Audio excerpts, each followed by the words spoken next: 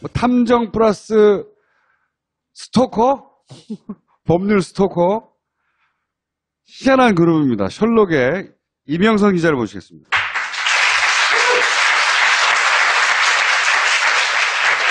네, 안녕하세요. 진실탐사그룹 셜록의 이명선 기자입니다.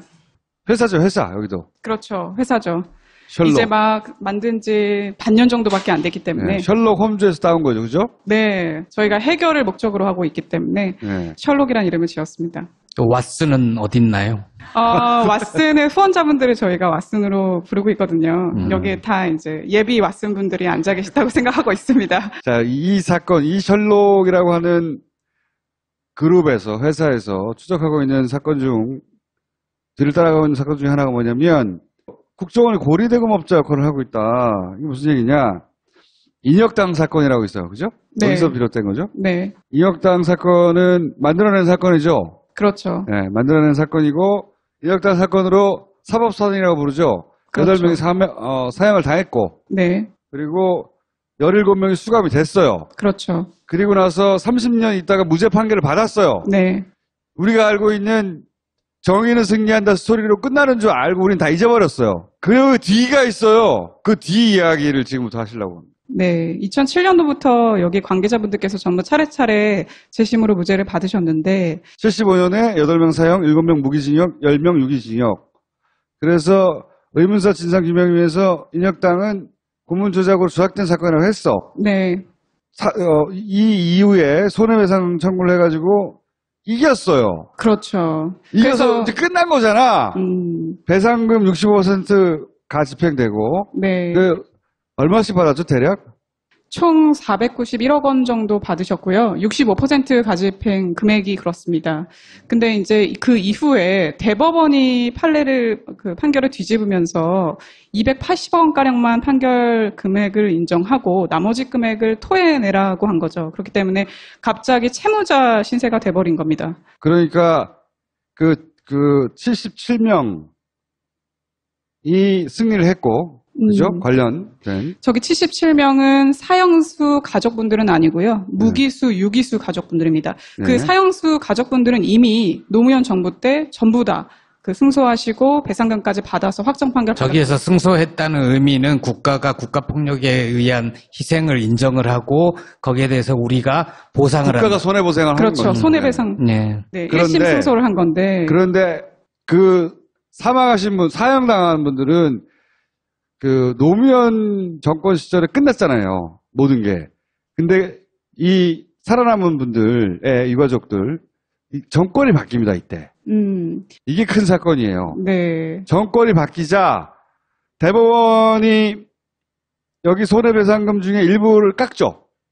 표현을 하자면. 그 2013년도 7월 3일 그러니까 박근혜 정부가 들어서고 나서 얼마 네. 뒤에 이 국정원이 77명에 대해서 부당이득 반환 청구 소송을 제기합니다. 근데 사실 돈을 너무 많이 가져갔다는 거야. 배상금을. 네, 부당이득은 아니잖아요. 네, 판결이 바뀌면서 그렇게 상황이 바뀐 건데 사실 뒤에서 말씀을 드리겠지만 그 대법원 판결도 약간 이상한 지점이 많이 있습니다. 노무현 정부 시절에 이것은 이제 국가가 저지른 폭력이고 그러니까 만들어낸 사건이다 했는데 이명박 정권, 박근혜 정권 넘어가면서 박근혜 정권 시절 박근혜는 아빠 때 했던 일이거든요. 이게 그렇죠. 아빠가 죄 없는 사람들을 죽여버린 거예요. 법으로.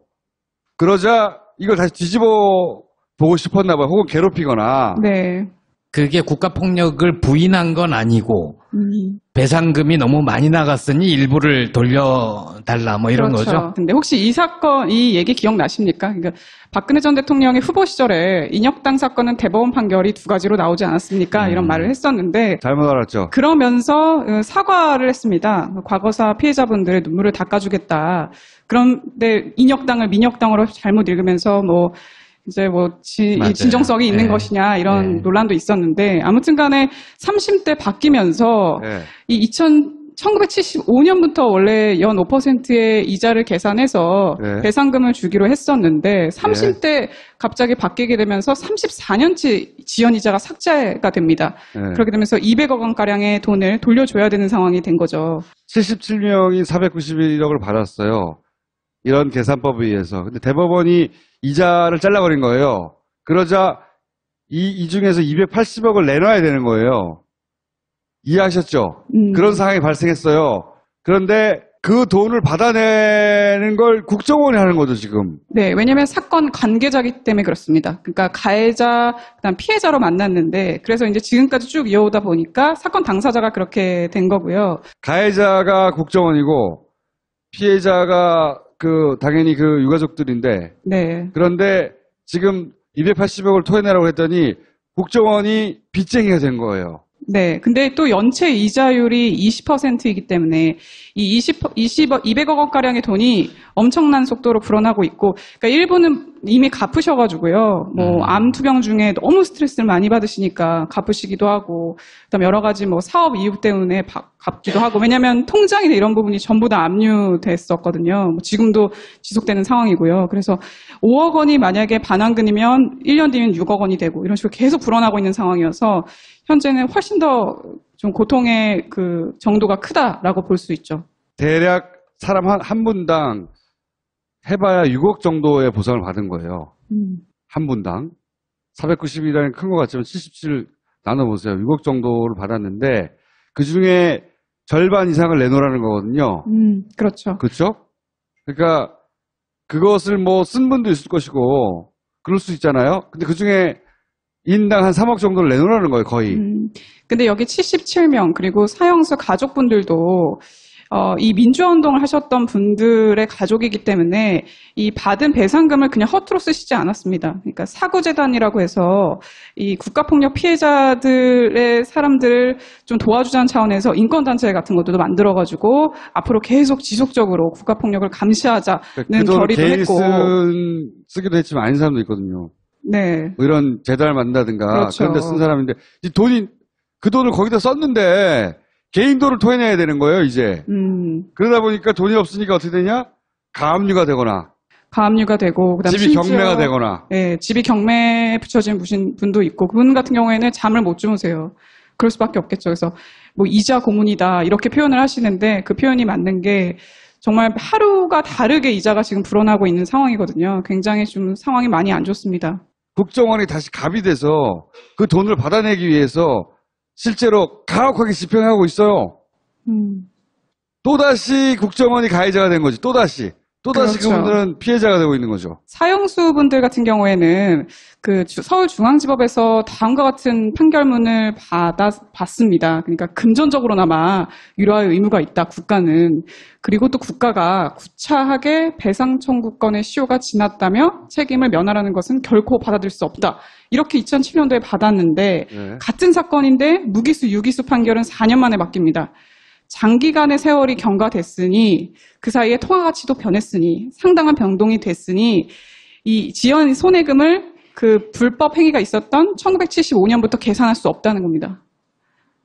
같은 사건인데 4년 만에 판결이 바뀐 거죠. 그래서 변론 종결 당일로부터 발생한다고 그렇죠. 봐요. 2009년부터 계산해야 된다. 이런 주장을 하고 있는데요. 말이 돼요, 이게? 바뀐 거라고는 정권이 바뀐 것밖에 없어요. 그렇습니다. 사법권이라는 건 사실 독립성이 가장 중요하지 않습니까? 근데 이거만 봐도 독립성이 굉장히 많이 훼손됐다는 생각을 할 수밖에 없죠. 보통 저런 중요한 역사적인 판결은 이전의 판례, 이게 되게 오랫동안 네. 하나의 규범이 돼서 지속이 되는데 네. 박근혜 정부의 대법원이 그 이전 걸 뒤집어 버린 거죠. 그렇죠. 되게 중요한 말씀하셨는데 원래 대법원에서 판례를 뒤집으려면 전원 합의체가 모여서 이 투표를 통해서 절반 이상이 이제 승인을 해야 바꿀 수 있는데 그런 거 없이 소부가 결정을 했거든요. 그러니까 그런 것도 좀 법리적으로 문제가 될 수 있을 것 같고요. 그리고 사실심에서 다시 다투어야 되는데 만약에 이렇게 민감 그 위자료 책정이 조금 기준이 달라지면 그런 거 없이 그 3심에서 파기 재판을 하게 된 거죠. 그러니까 이 피해자들이 소구할 수 있는 다시 한번 기회를 박탈하고 대심에서 그 대법원에서 판결했기 때문에 그 부분도 굉장히 피해자분들이 억울해 하십니다. 그러니까 저걸로 끝이잖아요. 어디 가서 더 따져보거나 그렇죠. 네. 뭘 할 수가 없잖아요. 그렇죠. 네. 아, 이런 말이 됩니까, 이게? 사실 그 고통이 자식 세대까지 지금 이어져 온 상황이나 다름없는 거거든요. 고통의 세습이라는 제가 표현을 썼었는데 되게 만나다 보면 마음이 많이 아픕니다, 정말. 박근혜의 감정이 실린 것이고 국정원의 감정이 실린 거죠. 그래서 연체 이자를 20% 매겨가지고 돈을 못 내는 사람들이 있으면 경매에 처해졌다면서요, 실제. 그렇죠. 네. 말이 안 되잖아요. 그런 일이 벌어지고 있다. 어떻게 해야 돼?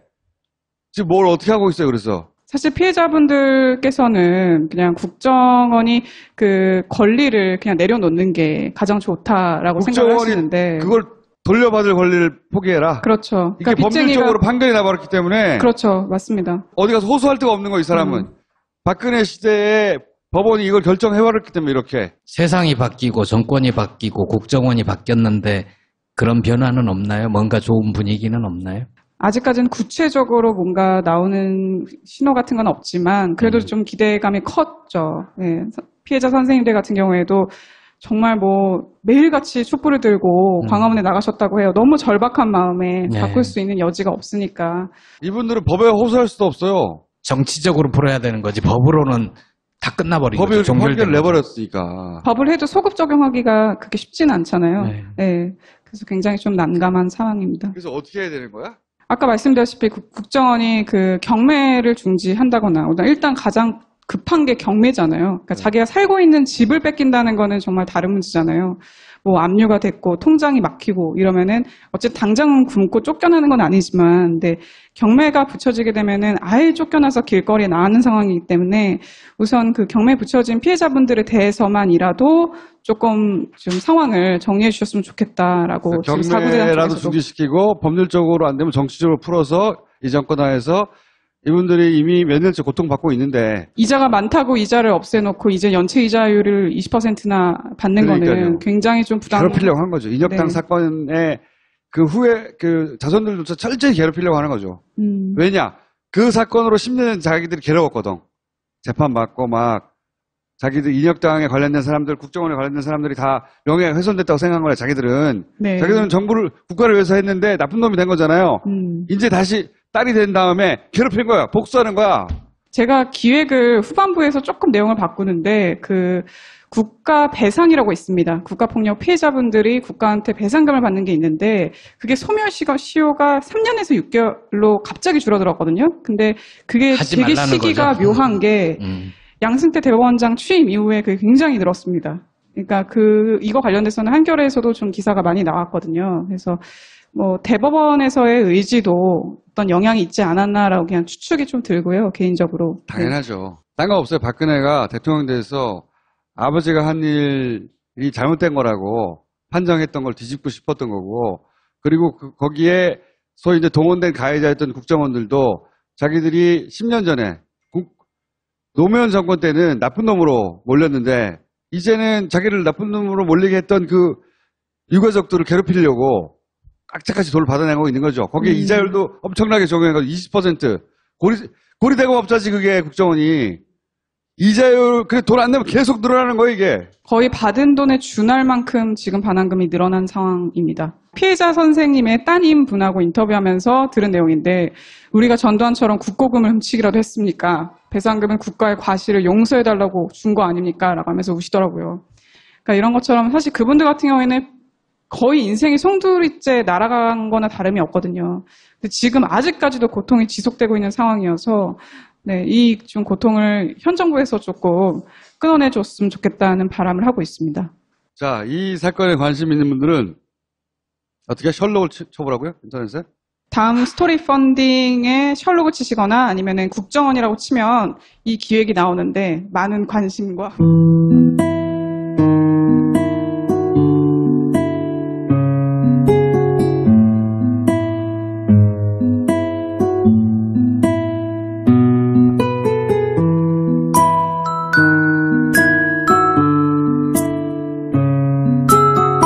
사건, 이 셜록이라고 하는 그룹에서, 회사에서 추적하고 있는 사건 들을 따라가고 있는 사건 중에 하나가 뭐냐면, 국정원이 고리대금업자 역할을 하고 있다. 이게 무슨 얘기냐? 인혁당 사건이라고 있어요. 그죠? 네. 어디서 비롯된 거죠? 네, 인혁당 사건은 만들어낸 사건이죠. 그렇죠. 네, 만들어낸 사건이고, 인혁당 사건으로 사법사단이라고 부르죠. 그렇죠. 8명이 사형을 당했고, 네, 그리고 17명이 수감이 됐어요. 그렇죠. 그리고 나서 30년 있다가 무죄 판결을 받았어요. 네, 우리가 알고 있는 정의는 승리한다 스토리로 끝나는 줄 알고 우린 다 잊어버렸어요. 그 뒤가 있어요. 그 뒤 이야기를 지금부터 하시려고 합니다. 네, 2007년도부터 여기 관계자분들께서 전부 차례차례 재심으로 무죄를 받으셨는데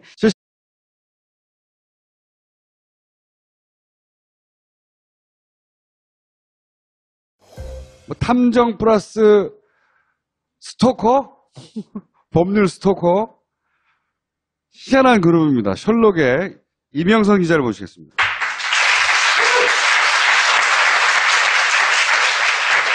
네, 안녕하세요. 진실탐사그룹 셜록의 이명선 기자입니다. 회사죠, 회사, 여기도. 그렇죠. 회사죠. 셜록. 이제 막 만든 지 반년 정도밖에 안 됐기 때문에 네, 셜록 홈즈에서 따온 거죠, 그죠? 네, 저희가 해결을 목적으로 하고 있기 때문에 네. 셜록이라는 이름을 지었습니다. 또 왓슨은 어딨나요? 왓슨의 후원자분들을 저희가 왓슨으로 부르고 있거든요. 여기에 다 이제 예비 왓슨 분들이 앉아 계시다고 생각하고 있습니다. 자, 이 45년에 8명 사형, 7명 무기징역, 10명 유기징역.